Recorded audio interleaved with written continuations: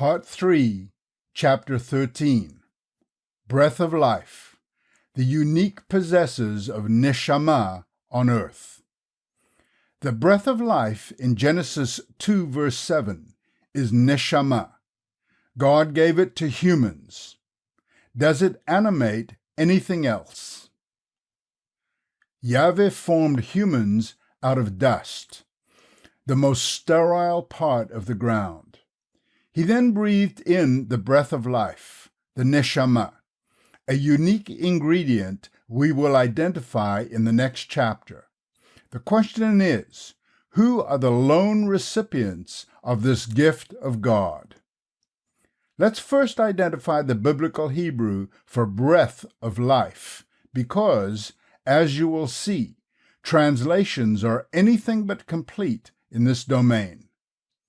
Genesis 2, verse 7, And the Lord God formed man of the dust of the ground, and breathed, that's Strong's H5301, and breathed into his nostrils the breath of life, and breath is H5397, the breath of life, and man became a living soul.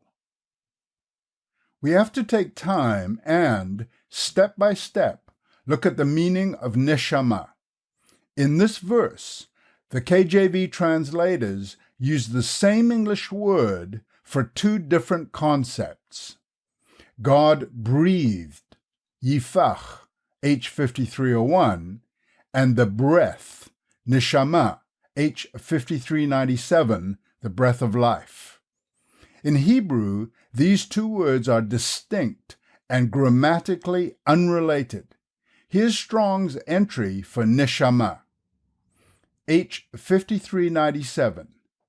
Neshama, a puff, i.e. wind, angry, or vital breath, divine inspiration, intellect, or, concretely, an animal. KJV translations: blast, breath, breatheth, inspiration, soul, and spirit. We know what breathe and breath are. We do it many times each minute of our lives. So we give it no further thought. Great error. The second step to master biblical Hebrew is present. Figurative meanings. Note Neshama means inspiration and spirit. That is one reason I said Neshama is a gift from God. The question today is, who possesses the breath of life?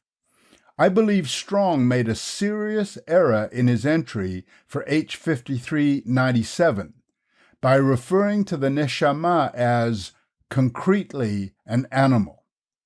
We'll see why I think he made this error. I also made it until Genesis 7, verses 21 and 22 became clear. Maybe you've made it too. Perhaps you're unaware of it, but we must clear it up. So here's the error-prone context. It's the very next time after Genesis 2, verse 7, where the author uses the word Neshama. Genesis 7, verses 20 through 23. 15 cubits upward did the waters prevail, and the mountains were covered.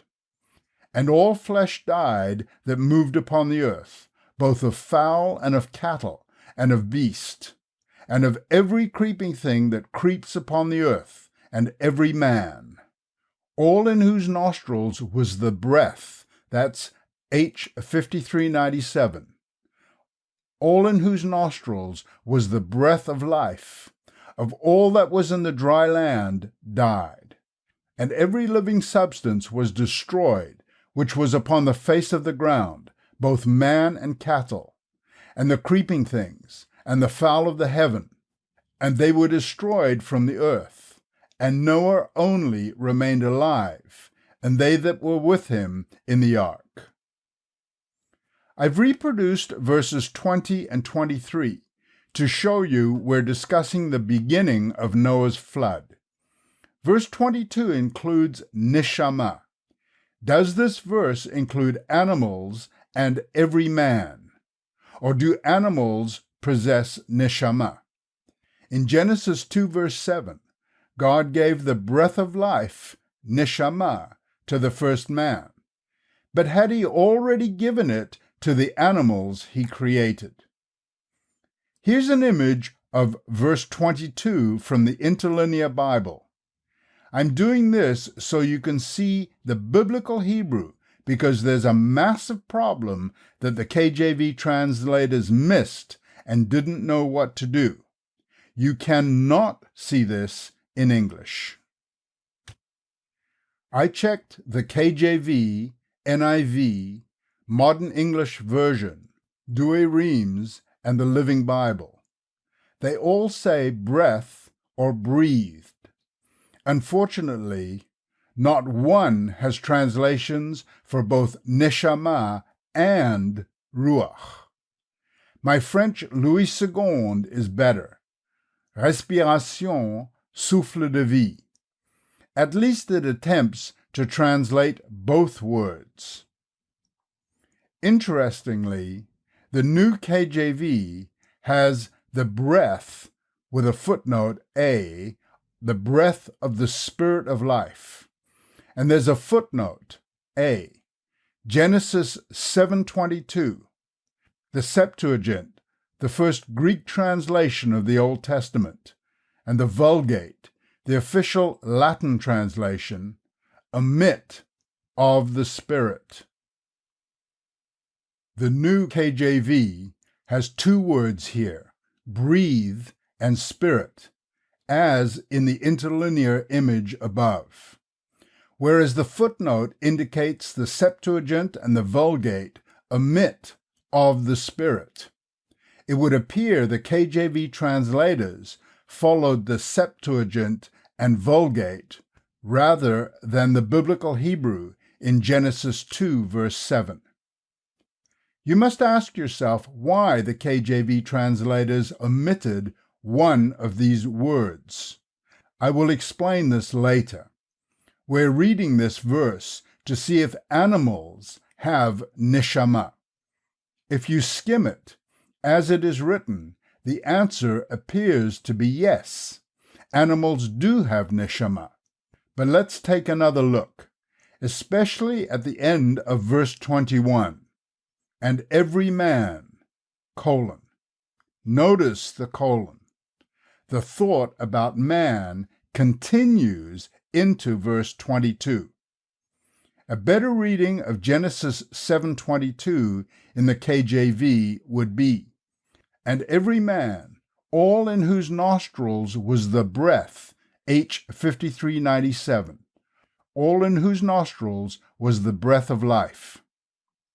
If we follow the biblical Hebrew, it would be, and every man, all in whose nostrils was the breath, H 5397, Neshama, all in whose nostrils was the breath of the Spirit, H 7307, Ruach, all in whose nostrils was the breath of the Spirit of life. That's quite a difference. Humans have neshama, not animals. Verse 22 continues and ends with, of all that was in the dry land died. The of all is a summary that includes all animals and all humans. Maybe you think I'm twisting scripture. Let's look at Joshua. Joshua chapter 10 verse 40 and chapter 11 verses 11 and 14. So Joshua smote all the country of the hills, and of the south, and of the vale, and of the springs, and all their kings. He left none remaining, but utterly destroyed all that breathed, H 5397, Neshama. He destroyed all that breathed, as the Lord God of Israel commanded. And they smote all the souls that were therein with the edge of the sword, utterly destroying them. There was not any left to breathe. H 5397 Neshama. Not any left to breathe. And he burnt Hatzor with fire. And all the spoil of these cities and the cattle the children of Israel took for prey to themselves. But every man they smote with the edge of the sword, until they had destroyed them, neither left they any to breathe. H 5397. In this episode, as the children of Israel entered the promised land, they utterly destroyed all the souls. Chapter 11, verse 11. They destroyed all the souls with Neshama, breathe, as it is translated here. But they took the cattle for prey. If they destroyed all those with Neshama and kept the cattle alive, then, by deduction, cattle do not have Neshama. Furthermore, cattle breathe. Therefore, the meaning of Neshama cannot be limited to breathe. There is something humans possess, given by Yahveh, breathed into them that animals do not have. It is Neshama, and it behooves us to know what this is. Neshama differentiates humans from animals. Do you see what this does for human knowledge in science, philosophy, and religion? God and humans possess Neshama. From what we've seen, God alone gives Neshama, and it inhabits every single human being, but humans alone. Job 33, verse 44. The Spirit of God has made me, and the breath, H 5397, the breath of the Almighty, has given me life. God has given humans something He possesses. Remember, we discussed humans are God-kind. God created humans in His image, and He did so by placing a portion of Himself in each of us through the breath of life. Job 27, verse 3. All the while, my breath, H 5397, my breath is in me, and the Spirit of God is in my nostrils. Job was a wise man with a spiritual understanding of Neshama. He knew he possessed it, unlike most people today. He also knew the Spirit of God animated him. This is fundamental knowledge of what a human being is. Isaiah 42, verse 5. Thus says God the Lord, He that created the heavens and stretched them out, He that spread forth the earth, and that which comes out of it, He that gives breath, H 5397, to the people upon it, and spirit to them that walk therein. Another context revealing God gives Neshama and spirit to all people on earth. He is an inclusive God. All people are His creation, and He has a purpose for each one of us. We are living a given instant in the creation plan, but there's much more to come. Job 32, verse 8.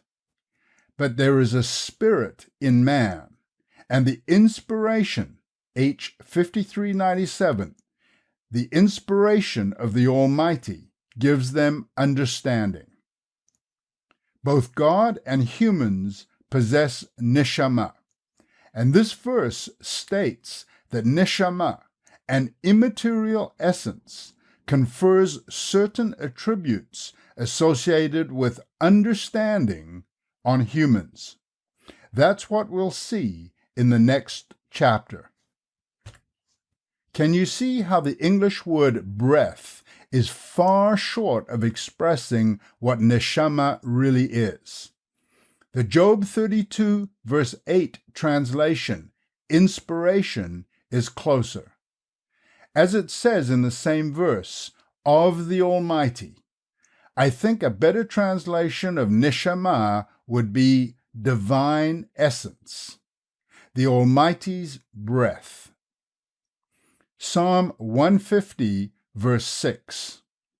Let everything that has breath, H 5397, let everything that has breath praise the Lord. Praise you, the Lord. The last verse in the final psalm refers to the end of God's plan for all humans. It opens up a new era. It reveals a state of peace, prosperity, and unity between all beings concerning their Creator, Savior, and God. All beings in that position will possess well-oriented neshama, and as a result, will know God and be able to praise Him. Instead of breath, translate it divine essence. Isn't it clearer? This chapter is an introduction to the breath of life.